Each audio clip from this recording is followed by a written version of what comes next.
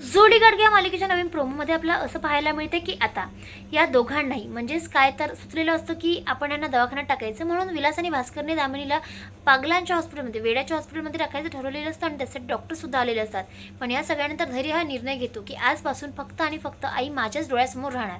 आता असं म्हटल्यानंतर तिथे सावीला टेन्शन आलेलं असतं. नीता आणि अवंती बोलतात की कशा प्रकारे आपण तिच्याकडून सत्य काढून घ्यायचं.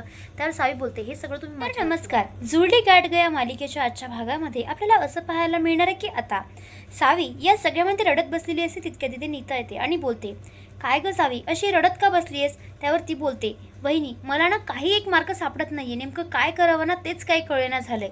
आता असं म्हटल्यानंतर लगेच तिथे नीता बोलते, माझ्याकडे एक पर्याय आहे. त्यावर ती बोलते, आता मला माहिती नाही तुमचे पर्याय काम येतील का नाही, पण एक आहे, मी जर धैर्यला सगळं खरं सांगितलं तर. त्यावर ती बोलते, अगं माझा पर्याय पहिले ऐकून तर घे.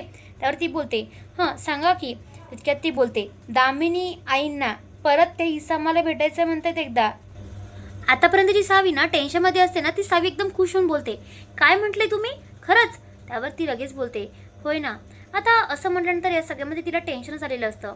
त्यावर ती बोलते, पण मला एक कळत नाही आहे, आता घरामध्ये सगळे असताना कसं काय हे सगळं शक्य आहे, पण हेच कळणं झालं आहे. त्यावर आता लगेच सावी बोलते, तुम्ही अजिबात काळजी करू नका, यावेळी इसाम हा बाहेर भेटेल आणि असंच त्यांना जाऊन सांगायचं. त्यावर ती बोलते, ठीक आहे मग मी तसं सांगते. इकडे दामिनी बिचारा टेन्शनमध्ये बसलेली असते, तिला काहीच एक कळत नसतं. त्यावर ती बोलते, ही नीता अजून कशी नाही आली आहे, मला तर आता काय करावं ना काही सुचत नाही आहे. आता असं म्हटल्यानंतर लगेच तिथे नीताच्या विरोधात ती विचार करत असते. आता नीता लगेच धावत येते. त्यावर ती बोलते, सांग काय म्हणले. एक काम कर, धैर्यला, भास्करला आणि यांना मी सांभाळते, तू पटकन एक त्यांना बोलून आण बघू. त्यावर लगेच नीता बोलते, आई एक मिनिट थांबा, त्यांचं असं म्हणणं आहे की तुमच्या घरात जर कुणालाच या विद्येवर विश्वास नसेल तर त्या घरात मी पाऊल देखील ठेवणार नाही. त्यावर दामिनी बोलते, पण असं का बरं, मला माझा जीव वाचवायचा आहे आणि त्यासाठी मी काहीही करू शकते, त्यांना जितके पैसे पाहिजे मी तितके देईल. त्यावर लगेच दामिनी बोलते, सांग ना त्यांना पटकन इथे बोलव ना. आता असं म्हटल्यानंतर लगेच तिथे नीता बोलते की नाही आहे, त्यांचं असं म्हणणं आहे की ते इथे येणार नाही, तुम्हाला तिथे यावं लागेल त्यांच्या जागेवर. आता तितक्यात ती बोलते, ठीक आहे चालेल ना, मी जिथे जायचं तिथे जाईल, पण मला लवकरात लवकर सांग, आजच्याच जायचं आहे का. त्यावर ती बोलते, आज तर नाही, पण मी त्यांना विचारून सांगते. इकडे मात्र ती बिचारी या सगळ्या टेन्शनमध्ये असतेच. तर आता सावी जी असते ना, तिचं मात्र आता काय करावं ते काही कळत नसतं.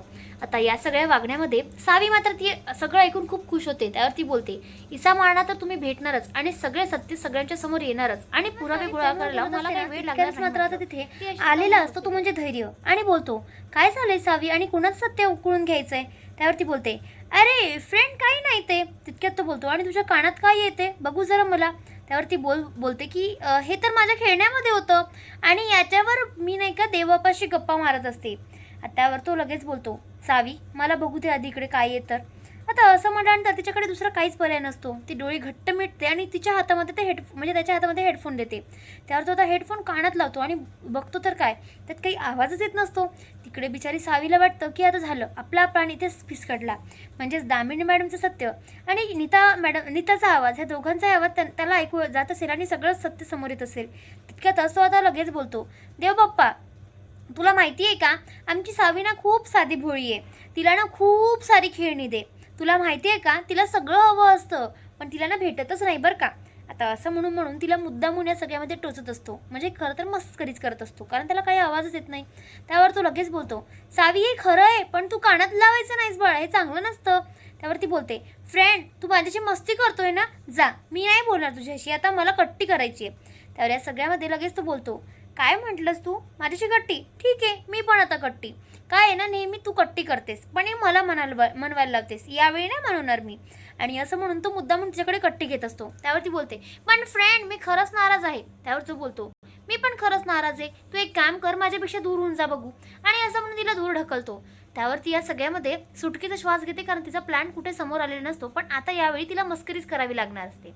तितक्यात ती बोलते, फ्रेंड मी खरंच नाराज आहे, तू मला समजूत नाही काढणार का. त्यावर तो बोलतो, अजिबात नाही, मी का काढू म्हणून तुझी समजूत. आणि असं म्हणून तो मुद्दामून तिला चिडवत असतो. इकडे तो मात्र पलटून हसत असतो. पण या सगळ्यामध्ये आता सावी आणि जेव्हा धैर्य एकमेकांकडे बघतात ना, तेव्हा दोघांनाही हसू फुटतं आणि आपोआप दोघांचाही रुसवा दूर होतो. या सगळ्यामध्ये लगेच सावी बोलते, कळलं होतं मला ते तू मस्ती करतोयस ते फ्रेंड. त्यावर तो बोलतो, मलाही कळलं होतं आणि म्हणूनच मी यावेळी मस्करी केली होती.